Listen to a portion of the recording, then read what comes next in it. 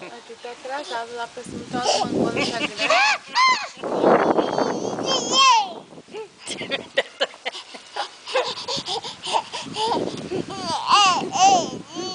Fica toda assanhada.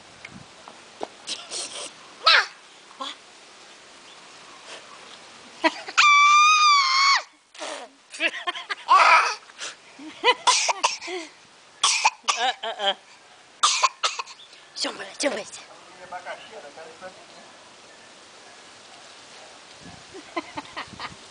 Ela tá com, ó, cheia de verme. Enchendo os dentes. Ih, tá igual porquinho. É mesmo, pra andar e fica bonito. Na fileira. Pior.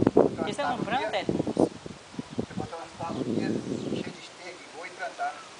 Compre um saco de estrela. Você vai ter um pé de couve aí. Tá plantando os pés de quiabo, de pepino. Fazer umas cobras de melancia, né? Que no finalzão. Melancia, abóbora. A neném tá cheia de verme, viu? Eu sabia dessa? Cheia de verme, ó. Ah, arranjando dente. Quando ataca, lombriga.